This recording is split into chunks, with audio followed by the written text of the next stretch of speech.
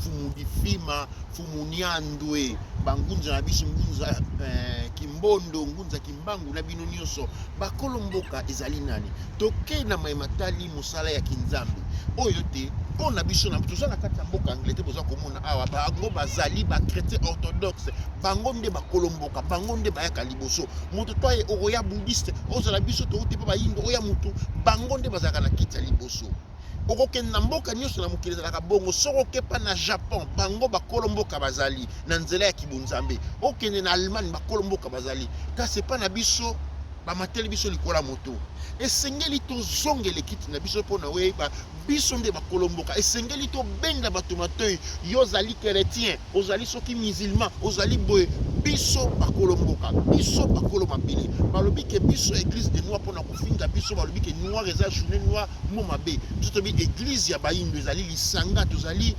kintwadi biso nde bakolomboka ndelo na ya kobenga bino kokolobola mobeti ndikamo moteti ndika mobeti lokole biso na kati ya Angleterre na mboka bandoki tolingi kososola bino kolakisa bino kikolomboka elingi oloba nini yo mfumu difima ntango telemi paster akoki koleka liboso na yo te mosango akoki koleka liboso na yo te balingi kolanga yo na nsima mpo ezali ordre des choses kasi to na mokuse topesi bino mwa eyano tokende na ndako tokota na mozindo mpo na kolakisa nzela mpo na kobenda matoi mpo na kotya nzete biso bakolomboka bokoki kofinga biso na kati ya mboka na biso te bokoki kosakana na biso na mabele bakoko na biso te yo lobi ozali chrétien ovandaka na mabele bakoko na yo oliaka biloko bakoko na yo chrétien na yo nde uti esika nini est-ce que ovandaka na Israël est-ce que Israël moto alesaka yo parce que tokosolole mboka bino yango tolanda tokendokata mboka matondo bana Congo matondo bana vuvamu bana ya BDK bandeko banso oyo bazali kolanda biso tozopesa matondo na bino nyonso batata bamama bandeko kasi tokobanda mingi na lolinge na biso mpe na ezaleli na biso na kobanda na bamfumu mpe na kosugisa na ba ngunza wa ya biso yango topesi matondo na mfumu Kasongo ya Kasai mfumu Diambika Batuzwila ya Kasai mfumu Difima secrétaire général mfumu Niandwe mfumu Nkusu Longine Mwanansemi mfumu Katuzolana pe ba ngunza wa ya biso tata Ebeli ngunza tope Toma Lobola Ilondo mo teti ndika mobeti lokole ngunza Kimbangu ngunza Lulendo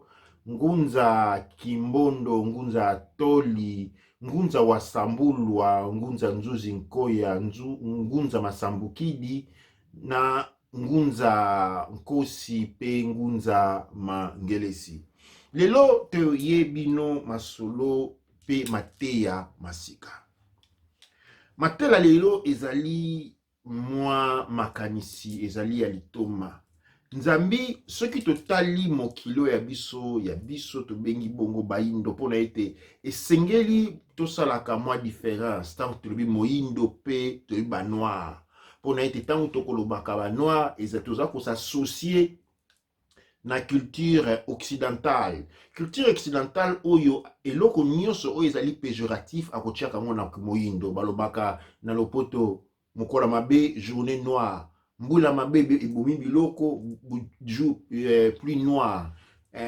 soki mokola na eloko nyonso oyo ezalaka moyindo ezalaka mabe noir so balobi noir adjectif qualificatif mpona kolela eloko mabe ntango balobi eloko oyo ya malamu ekomaka obe blanche yango masolo toyeli epa na bino lelo mpona ete nakosolo na bandeko mingi mpona ete naye kobeta sete na likambo mpe kobenda matoi bangunza na ngai mpe bantoma wa ngai bamfumu boyokanga malamu mpona ete mateya mpe biloko ya kopesa bana yango maye na mayele mpe tokóma nango lelo likambo miso tokolobaka ekóma obe ya kimoto moyindo mabe ya kimoto oyindo mabe ya mondele nde malamu soki ozoyoka balangage dinigratoire totyaka likolo ya biso moko o biso baindo mboka mabe. O soko moni baindo mboka baindo ezalaka kaka makama mabe pona ete mokili malamu ezalaka nini mokili ya mindele ezalaka likambo malamu kasi ezalaka bongo te. Ezalaka bongo te. Mboka nyonso ezalaka na eloko na makambo nango ya malamu pe na makambo nango ya mabe. Baninga o nyonso toyebi na mokili oyo basalaka bakumisaka lokumu ya mboka oyo ya bango. Kasi oyo ya biso tokoma lokola bato batya sonzo na kati ya bongo toyebi kobanza lisusu te, tokoma kofinga mboka oyo ya biso moko. Pona kolobe pe ekopesa ndakisa ya malamu obe kozwe pe bapaya. Soki opesi ndakisa mabe ndozu epai na yo. Baninga nde malamu. Tokoti na kati ya esclavagisme kimowumbu ya motu. Tobi ke balongoli yo mayele. Batye yo sonzo na kati ya motu. Tala bandeko batata bamama pe bilenge nini toza komona mikolo. Esclavagisme. Batozonga na mo wana esclavagisme kibumbu. Autour ya 13e siècle. Ya eleko ya biso. Na kati ya royaume Congo. Poto bosa na te. Ke etumba ya mindele na kubomaka baindo ebandi avant 13e siècle. Avant 13e siècle batake ba BBC pe ba koisi ba royaume oyo basusu. Baza kosala lokani ndenge nini. Lokani baza kosala te soki baye na mboka na royaume bazui bato bazalaka libanda batake ba village oyo eza sans défense. Bazui bilenge ba obligé bango bakota na armée babunda pa na bango sinon te bakoboma mabuta bango.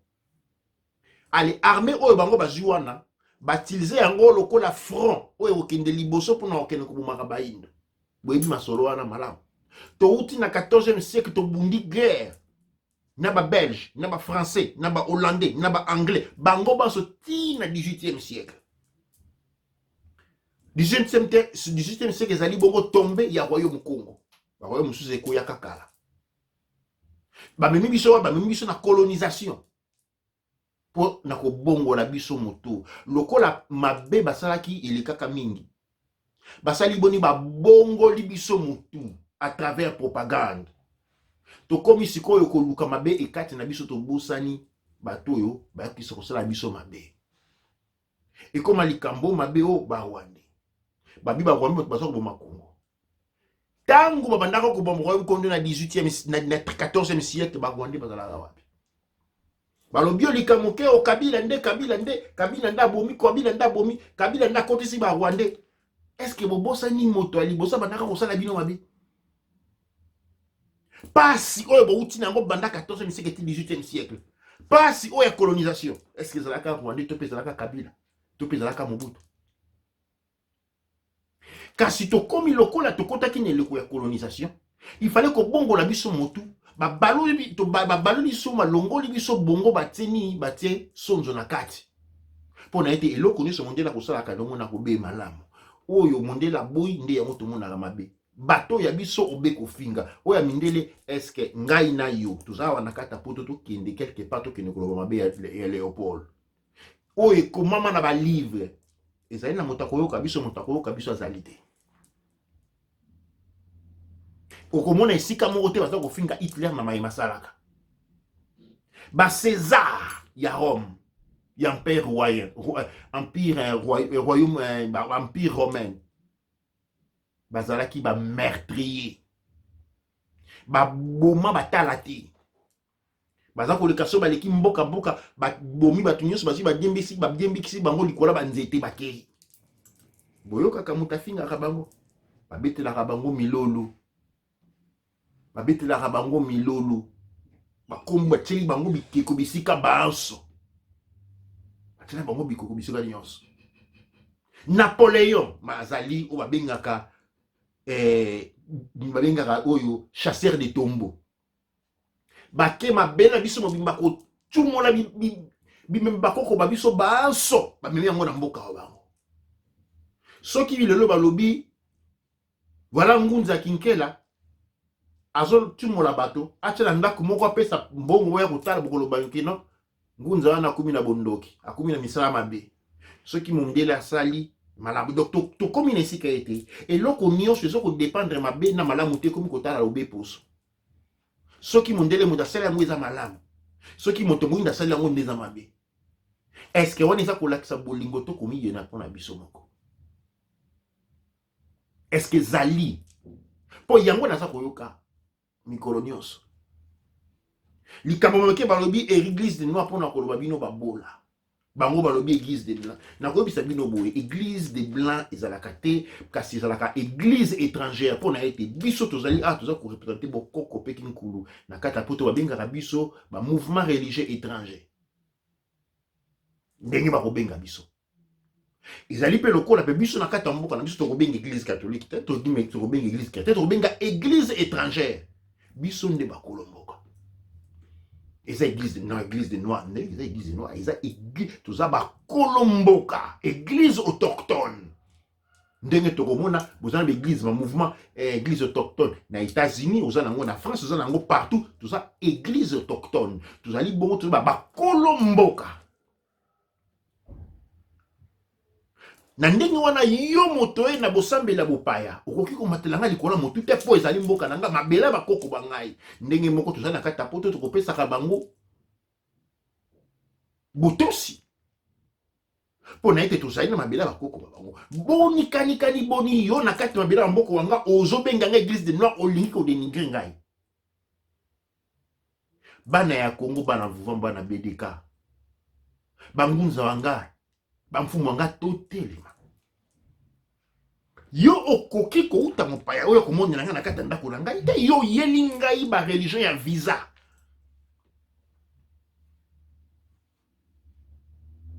Boye to bana kotala ba visa yango so eko-expire mokolo nini ngai mokolo mboka nakomi mouta na miso na yo mopaya na kati na bela bakoko ba ngai moko. Pona nini mai oyo ekomi possible? Pona ete comment possible pona ete bandeko batata ba mama pe bolingo po tozali susu na bolingo ya kibiso moko te. Pona ete bakolisi bino ke yo kimoindo na yo ezali mabe. Pona ete ozala malamu fozonga na kimondele. Oyo nyonso mondela kosalaka ya mabe tokochaka pene. Totalaka be oya bayindo basalaka ya mabe. Mokonzi mboka salaka mabe te tango azali kosala makambo mpona kobatela mboka na ye.